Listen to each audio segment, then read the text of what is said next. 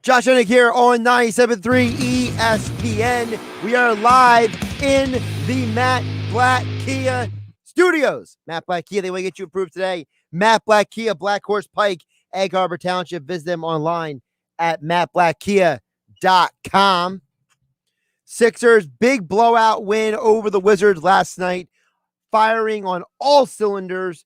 We will get into all of that coming up here on 97.3 ESPN. Paul Hudrick, our Sixers Insider for 97.3 ESPN.com, will join us at 6:20 tonight to get more into the Sixers, their win, and their outlook for the postseason, because I think most people agree that the Sixers are going to win this series. I don't think there were almost anybody who reasonably thought they weren't going to, but I want to get Paul's perspective on what we're learning from this series and how that would apply to the rest of the playoffs. So we will get to Paul with that coming up tonight here on Game Night on 97.3 ESPN. Also, we are live on Facebook, YouTube, and Twitter, where you can comment on the stream. We get to your thoughts and comments throughout each and every show here on Game Night on 97.3 ESPN, YouTube, Facebook, and Twitter, where you can watch the show.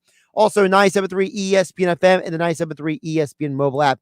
Text in at 609-403-0973 to get in on the conversation. Also, I got some thoughts on things going on with the Eagles as well. But back to the Sixers game. That game last night is a big reason why I have trouble believing in the other teams in this league. There's only a couple teams that can actually go mano a mano with the Sixers. And it's because of the defense that we saw last night. The 76ers compiled 10 steals and 14 blocks in their Game 2 win. The Wizards shot 2 for 22 from 3. The Sixers made 7 more three-pointers last night. That is a 21-point scoring difference for your Philadelphia 76ers. If the Sixers can get their defense going consistently on a night-to-night basis, if the Sixers can limit the other team's three-point shooting, then they are going to be in every, not just in every game, but they are going to have a very good chance to win every game. And I don't say that lightly. I'm not trying to be flippant. I'm not trying to be one of these people who just make stuff up out here. I'm telling you that defense matters in the playoffs. Just look at the Utah Grizzlies game last night. You know why the Jazz won that game? And it wasn't just because Donovan Mitchell came back in that game. It was because in that game last night, what you saw was the Jazz start clamping down defensively. Now, you might say, well, they scored 129 points. Did the Memphis Grizzlies. But the Jazz got their defense going. The Jazz limited the most important part of the Grizzlies' offense. In the first game, the fast break points were out of control. In the game last night, they locked them down. And it wasn't just that. It was the fact that they limited the Grizzlies' ability to do certain things. Now, yes, Donovan Mitchell being back was a huge part of it. But there's not a game in the playoffs that you are going to have a chance to win unless you play a certain level of defense. When you play defense, you have a chance to win in the NBA playoffs. Every single round. So when I look at the Sixers last night, I saw a team that went crazy on the defensive end. Now, part of it was Matisse Thybulle having the defensive game of his professional career, but a huge part of it also was because they got up in the Wizards' face and said, "You want some? I got some for you. You want to play this game? I'll play this game. You want to go? Let's go. And that's what you need, because this Sixers team, as Doc Rivers said himself several months ago, when he first got this job, when he was sitting in that empty gym because of COVID protocols with him and Daryl Morey and Josh Harris, the owner of the Sixers, doing that press conference, super awkward and all that stuff. One of the things he said, and he has said it multiple times since then, he wants to have the number one defense in the NBA. And a part of having the number one defense in the NBA is having the personnel who can get it done. So as a result, we know for a fact that every time the Sixers play good defense, they are either winning the game or they almost win the game. And you know what? I'm watching the Sixers last night and I'm excited because I know that when you have opportunities to win games, anything can happen. You just got to be in the game. You got to have the opportunity to be in the game. And it doesn't matter if it's the Bucks, doesn't matter if it's the Nets, doesn't matter who it is that they face in the next two rounds. They are going to have a chance to win. You saw exactly why last night that I believe in this Sixers team. And why I believe that they have a chance to win the Eastern Conference. Josh Hennig here on Game Night on 97.3 ESPN. Text board is open as always at 609-403-0973 to get on the conversation. We're also live on Facebook, YouTube, and Twitter where you watch the show. Just follow 97.3 ESPN. Now, the Ben Simmons topic is interesting because I know a lot of people were chiming in throughout the Sports Bash. And I went and tracked down this stat for Mike Gill because I wanted to know myself exactly what Ben Simmons' impact on the game was. And the reason why I wanted to see what Ben Simmons' impact on the game was is because people say a lot of stuff. People make a lot of claims when it comes to Ben Simmons. So I wanted to see what exactly was Ben Simmons' impact on the game in 1 versus 2. So in game 1, when Ben Simmons had 15 assists, he generated 35 points off of those assists. When he had 8 assists last night, he generated 18 points. All right. So now, knowing that, let's go back and check exactly how many points Ben Simmons scored in those 2 games. What did they do last night? Ben Simmons had 22, right? Well, 22 plus 18 equals 40. All right. So he was personally responsible for 40 points in last night's game. You're like, all right, well, that's good, right? It's a good thing. 40 points, right? Assists, points scored. But then you go back to game 1. And as I told you, Ben Simmons' 15 assists accounted for 35 points. Ben Simmons himself scored 6 points in that game. Well, 6 plus 35 is 41. So Ben Simmons actually gave you the same amount of impact offensively in the outcome of the game, because the last time I checked, winning is what matters, right? The outcome of the game, 41 points versus 40 points. So for all the people who want to complain about Ben Simmons, are we complaining about Ben Simmons because he doesn't fit in the mold that we have created?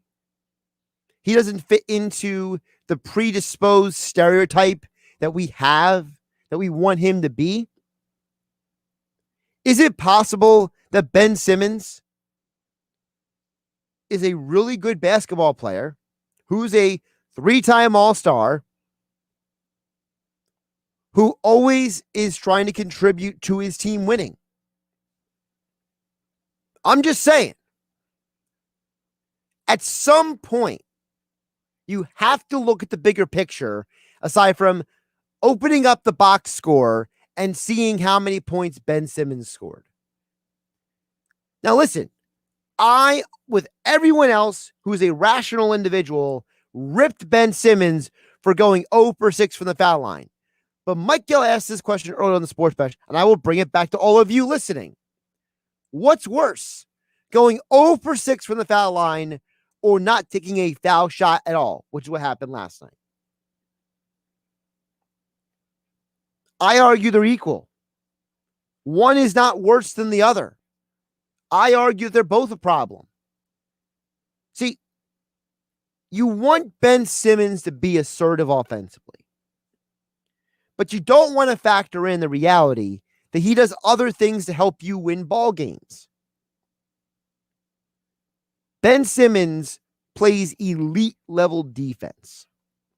Without his defense, this team doesn't win a championship. Now, if you want to say that the number 1 overall pick needs to be better than a guy who gets assists and plays great defense, okay, fine. I'm not going to sit here and argue that because it's your opinion. See, the problem with these arguments that we're having, which some of it is in good spirit and some of it is just honestly ridiculous, depending on who I'm talking to, is that when we evaluate Ben Simmons, where are we coming from in that evaluation? What is the starting point? What is the demarcation? If your goal is to win games, Ben Simmons accounted for 41 of the Sixers' 125 points in game 1. In game 2, Ben Simmons accounted for 40 of 120 points. So in 2 games, you scored almost the same number of points, and Ben Simmons accounted for almost the same percentage of points in both games. So is it really that Ben Simmons played bad in game 1 and better in game 2?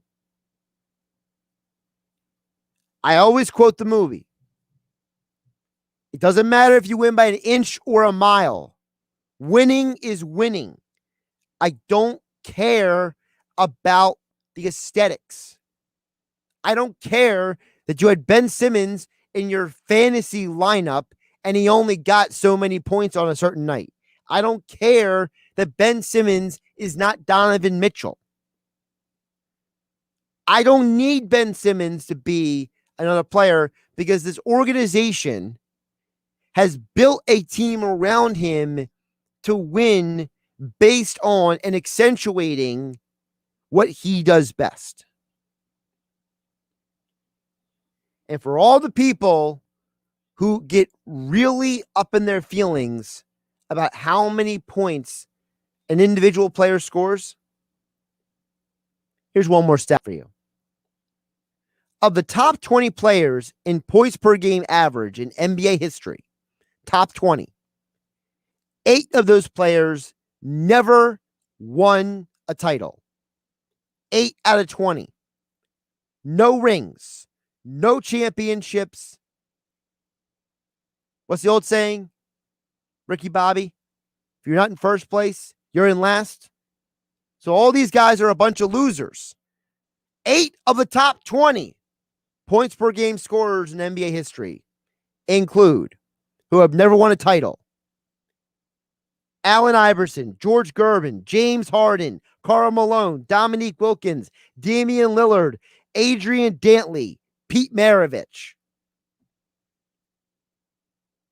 Being a high volume scorer does not guarantee you win championships. It just guarantees you sell jerseys and get endorsements. As far as I'm concerned, I think the Sixers are more interested in winning a championship than how much merchandise Ben Simmons is going to sell. They'll leave that for Embiid and his antics. Josh Hennig here on Game Night on 97.3 ESPN. We'll talk more Sixers coming up next with our 97.3 ESPN.com Sixers Insider Paul Hudrick right here on 97.3 ESPN FM, the 97.3 ESPN mobile app, and we are live on Facebook, YouTube, and Twitter where you can watch the show. Hello, everybody. Just follow 97.3 ESPN on social media. The NBA playoffs continue. Giannis and the Bucks protect home court, taking games 1 and 2 in Milwaukee. Here comes showtime. Antetokounmpo with the hammer. Now the series heads to Miami. Can Jimmy Butler and the Heat respond with a win at home? Now Butler nearly lost the ball, gets it back, spins, shoots, and hits. Or will the Bucks keep on rolling?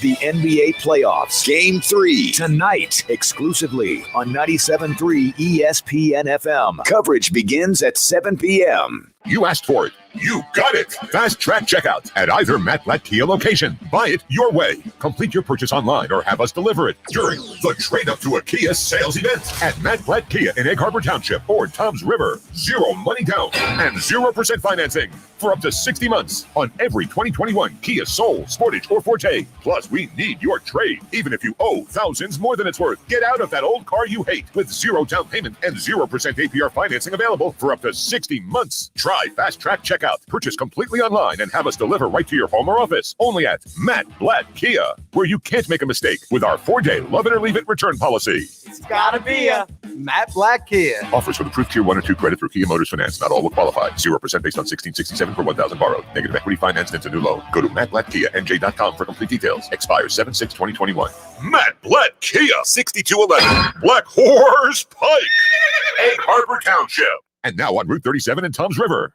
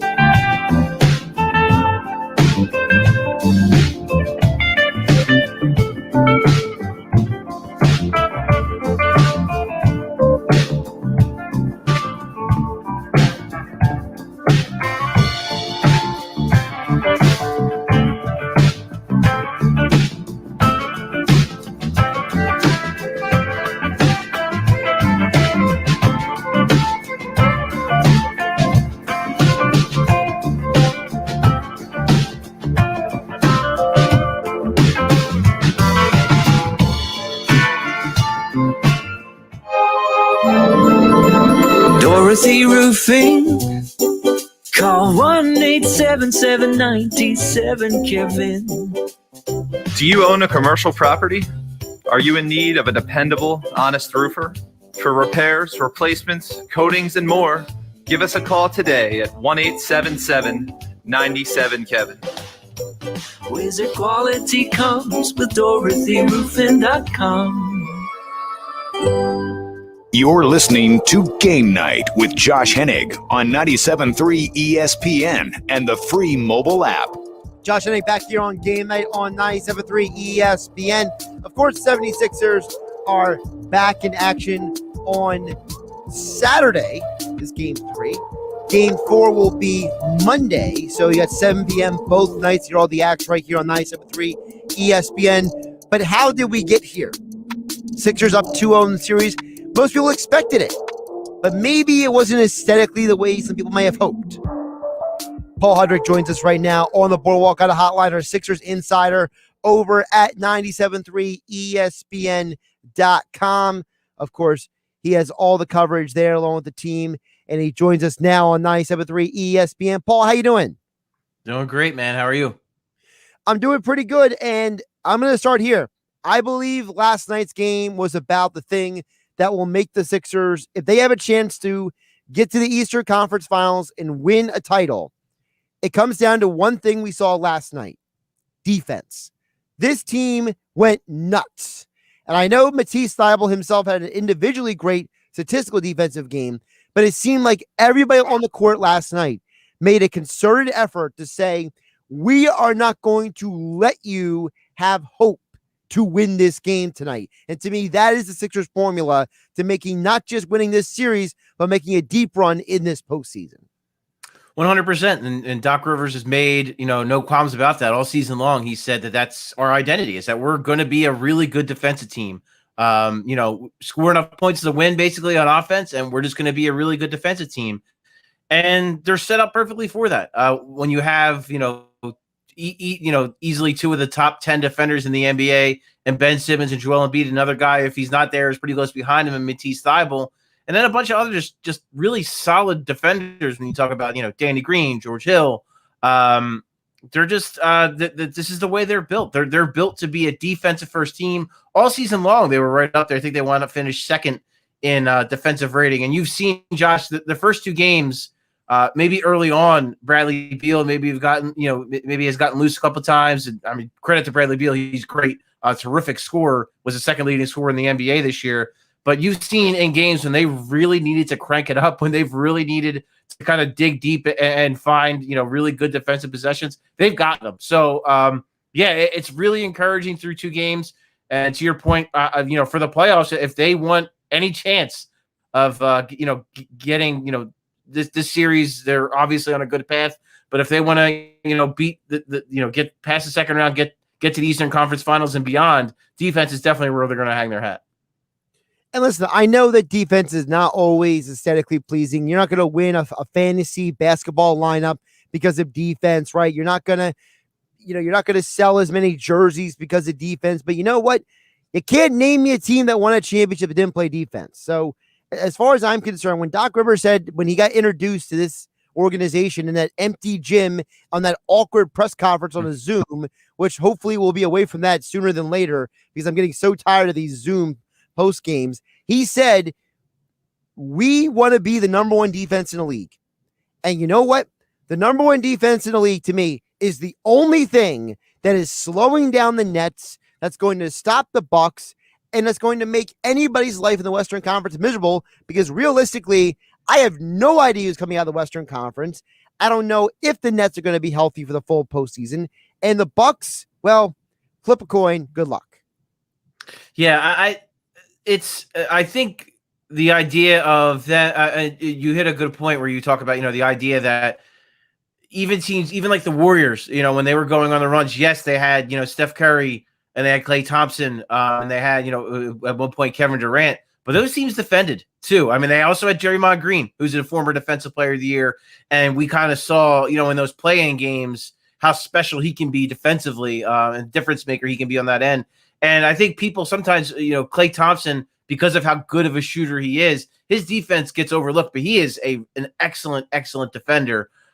So yeah, I mean, defense is a big part of it. Look no further really than the Lakers last year. A big part of the reason they won their championship is that they defended extremely well with LeBron James and Anthony Davis kind of leading the way there. So defense is a huge part of this equation. And, we talk about certain players and certain things, and, people kind of, with Ben Simmons, I'm sure we're going to talk about it, but, people want to focus so much on the offensive end of the floor. But, man, you got to acknowledge this guy might win the Defensive Player of the Year. And think of all of the great teams and some of the, defenders that they've had in the past, including the Warriors with Draymond, or, the Pistons with Ben Wallace back in the day, or even the Bulls with Dennis Rodman. You need those elite defensive type players in order to compete. And I think that is going to help the Sixers, as you mentioned, when they go against the Milwaukee Bucks or the the Brooklyn Nets, whatever happens there. The Brooklyn Nets are going to pose a challenge if it comes to that. Even the Milwaukee Bucks are going to pose a very serious challenge, obviously, if they make it all the way there. So having good defenders being able to match up against these really good offensive players, it can't be underestimated. Paul Hudrick joining us here on the Boardwalk of the Hotline here on Game Night on 97.3 ESPN, at Paul Hudrick on Twitter, our Sixers Insider over at 97.3 ESPN.com. Yeah, let's get the Ben Simmons thing out of the way here. So I ran the numbers myself today. So if you combined the points generated off of Ben Simmons' assists with his points scored, Game 1, it's a total of 41 points. Game 2, it's a total of 40 points. So realistically, the outcome of the game, the last time I checked, was to win the game. So if you are producing the same amount of points toward winning a game by a difference of 1 point, can't we just admit that Ben Simmons is contributing to this team winning games? Why does it always have to be Ben Simmons didn't do this or do that? Why isn't it, hey, Ben Simmons accounted for 40 and 41 points of a team that scored 120 points minimum in 2 straight games? Yeah, it's weird. I didn't quite get it. And that's not to say, I'll start it by saying, like, Ben Simmons isn't above reproach. Like, you can criticize him. He's not perfect. He has flaws. He knows those flaws as well as anybody, because people like to bring it up constantly. Him missing 6 free throws in the first game, not good. Very bad, as a matter of fact. It can't happen moving forward. But to say that and not qualify it by recognizing that he had 15 assists and 15 rebounds, something only Wilt Chamberlain was the only other Sixer to ever do that. I think there were only like 8 players in NBA history to do that in a playoff game. So and then it's funny to me because I think the funnier thing is I see some people, after last night is, oh, well, yeah, like this game was so much better. Like this is the kind of Ben Simmons we need to see all the time. It's such a lazy way to look at it, because here's what it is, Josh, and your point is excellent, and the generation of points is what's important here. How many points he's actually generating. In Game 1, Tobias Harris had 37 points. Joel Embiid had 30. With foul trouble, he had 30. Clearly, those two guys were getting great looks. They were getting the looks they wanted, and all season long, those two guys have been the leading scorers of this team. That is what they do. They are the scorers. Ben Simmons was setting it up. So last night, credit to Ben Simmons and credit to Joel Embiid, because Joel Embiid went to Ben Simmons and said, hey, they're going to change their strategy. They're going to try to double me more. I could tell from the way they defended me at the end of Game 1, they're going to try to double me more. So it's going to be on you to score more. So with that, he scored more. It's people are really overcomplicating this. It's not a matter of, oh, Ben Simmons was so much better and he was so much more aggressive.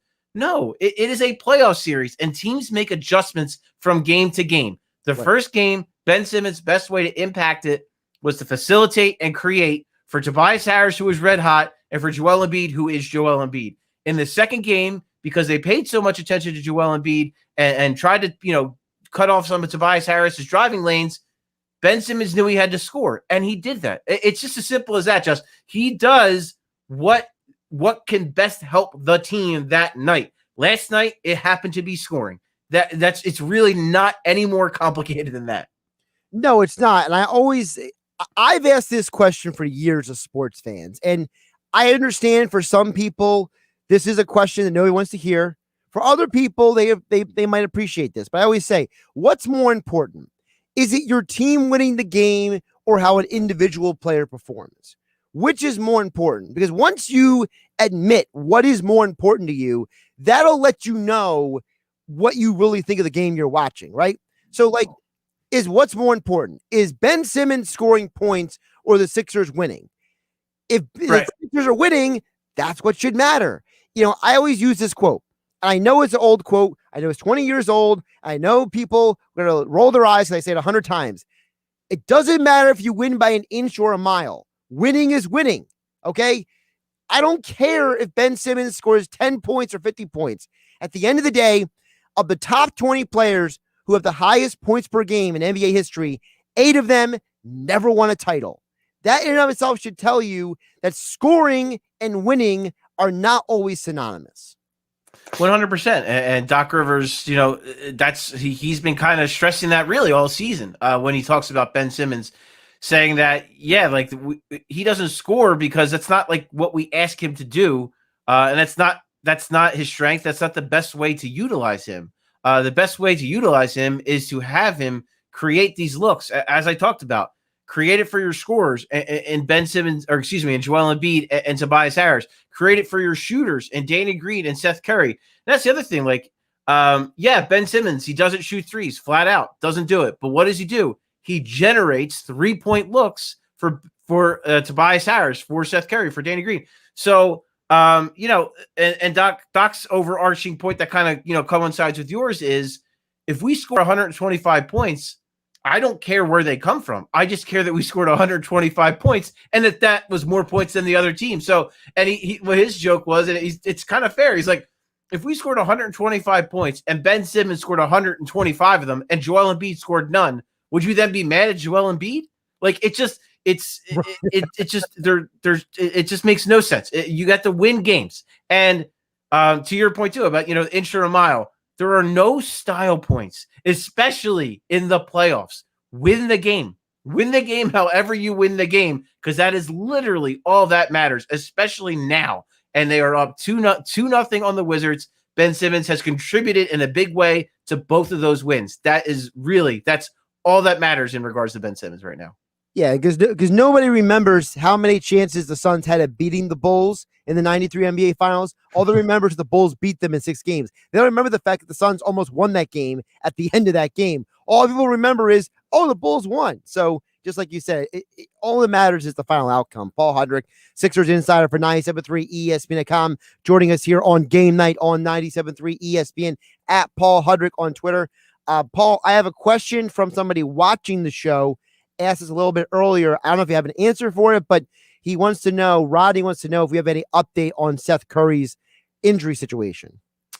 We do not. So we were told that, he obviously went to the locker room, came out, had ice on his ankle on the bench. That was the injury. It was ankle soreness. So, no fear that it was, anything broken or anything of that nature. So just soreness in the ankle. He was questionable to return. So I don't know if the game was a little bit closer, might he have come back perhaps, but clearly was not needed. They ran him out of the building. They do practice tomorrow. So hopefully we get a little bit more about his status, whether or not he was able to practice, and a little bit more for his status for game 3. With that said, even if Seth Curry sits for game 3, yeah, they should still win. With all due respect to Seth Curry, who has played well and is a big part of this team. If he is unable to go in game 3 and they have to, for instance, start George Hill, I think they'd be just fine. I think they could still take care of business. But hopefully I can give you guys more clarity on that tomorrow at practice. I believe it's at 1:00 tomorrow. So hopefully more answers there. Well, that kind of leads me to my next question. You kind of answered part of it, which was who would play instead of Seth Curry. You're saying it's George Hill. So then my other part of the question would be, would it behoove the Sixers just to be like, hey, Seth, you got smashed in the stomach in game 1. You hurt your ankle in game 2. Why don't we just say that game 3, you just take the day off? Maybe my thing would be personally win game 3, because that's the one there. It's like, all right, if you go up 3-0, that takes the life out of the Wizards. Listen, and not to say that I think that the Wizards would, like I said, I still don't think the Wizards would beat him with George Hill in the starting lineup.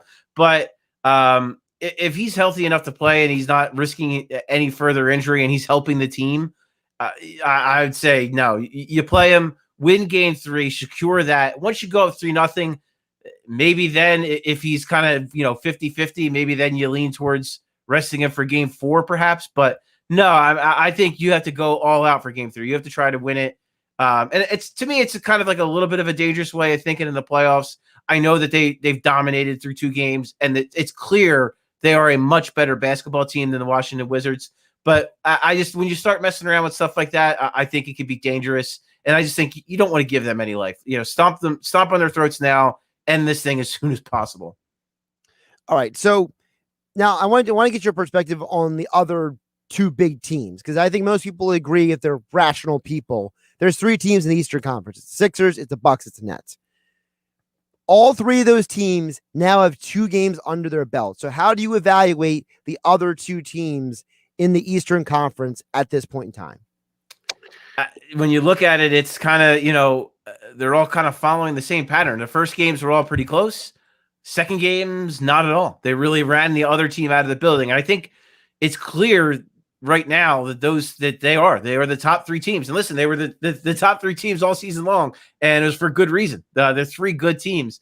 Of course, the Nets, I mean, they're scary as hell, man. When you have those 3 players and what they've done, and then you have a guy like Joe Harris, who's just a knockdown shooter to add to that, they're tough, man. They're going to be a really hard team to beat for anyone.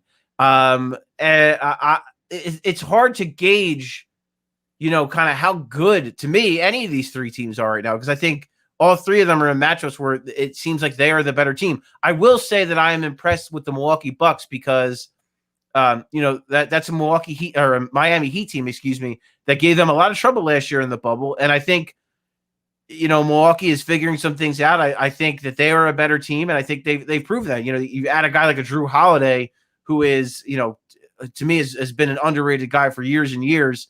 With his ability as a 2-way player, one of the best 2-way guards in the entire league. You add him to this mix with already having Giannis, already having Chris Middleton, and the Bucks are a team you can't sleep on, man. They're good. So I would say that it's hard to know how good all 3 of those teams are right now, but I think with those 2 games, it seems clear to me that they are. They're proving that they were all the top 3 seeds for a reason. Now, I know we can't say which team is a bigger matchup problem for the Sixers, because I think they both create their own unique set of circumstances. But I would ask you, are either the Nets or the Bucks in a position to deal with the Sixers offensively better? Because I'm very curious about, I feel like the Bucks haven't played that great of defense in the last couple of weeks. And the Nets, they claim they can turn the button on and play defense, which I still question. I mean, I know Harden puts an effort. I know Durant's not a bum. Kyrie plays a matador defense. So to me, I gotta have to wonder, do either of those teams have a better chance or are better equipped to deal with the Sixers offense? Yeah, I mean, it's clear that the Milwaukee Bucks are a better defensive team. And I would say too, you throw in the big man situation, having a Brook Lopez. Brook Lopez is better than, the bigs the Nets are going to throw you. They've been starting Blake Griffin at the 5.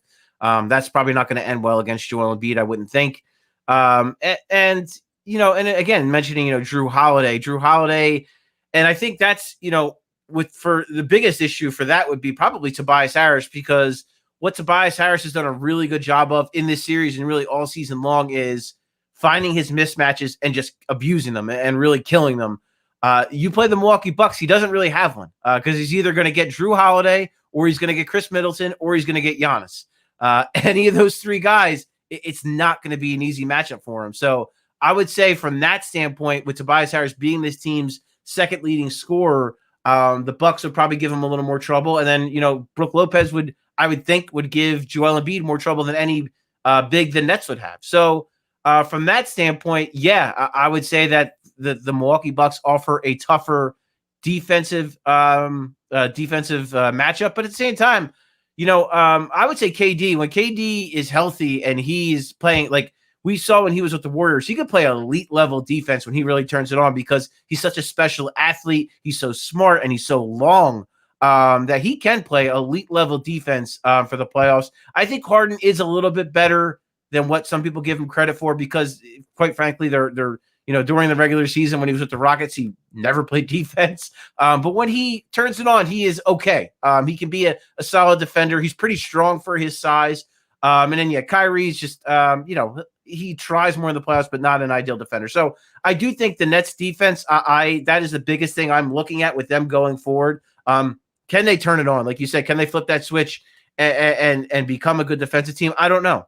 So it's going to be really intriguing as we move forward and those teams match up against each other, kind of to see what wins out. Is it going to be the elite offense or the elite defenses that kind of win out in those matchups? At Paul Hudrick on Twitter. He is our Sixers insider over at 97.3 ESPN.com. Of course, he mentioned the Sixers practice tomorrow, so he'll have an update after practice on the latest with the team. Just follow him at Paul Hudrick on Twitter and check out all of his work at 97.3 ESPN.com. And as all guests, he appeared right here on Game Night on the Boardwalk Honda Hotline. Paul, great stuff today. And from me to you, congratulations on being a father. Thank you, man. I appreciate that very much. Very kind of you. I figured I'd do it in the virtual, say hello to you. And I appreciate it very much, man. Definitely more sincere this way. Thank you. Yeah. Well, I could always send a text message, but then again, sometimes I feel like I'm, it's like when you text really quick. I had a conversation with him the other day. I feel like the world we live in today, there's like different tiers in like communication now. I feel like the pandemic has like completely like really confused people's communication. Because everyone is like, well, let's do a video call. And it's like, well, one person has an Android, one person has an Apple. Well, then what do you do, right? Okay. Do you text or do you DM? Is one better than the other? Do you customize your communication based on the person you're dealing with? Do you demand other people to customize their communication the way you prefer? I feel like there's like way too much ambiguity right now when it comes to communication between people, and no thanks to the pandemic. Yeah, no, I think you nail it when you talk about like different things for different people, because that's like for sure. 100%. I definitely, depending on the person, I definitely communicate differently, whether it's a text, whether it's like a Slack message or, Twitter message, whatever. It's definitely different things for different people. So I think that is the way it is. And it just gets more confusing as we get more stuff to play with. Now this year, it's obviously Zoom is the thing. So it's like, I sometimes you do wish you opine for simpler times, but alas, here we are. Yeah, here we are. All right, Paul, appreciate everything. And we'll catch you soon. Sounds good, man. Thanks. Josh Hennig here on Game Night on 97.3 ESPN, and Paul Hudrick, like all guests, appear on the Boardwalk Honda Hotline.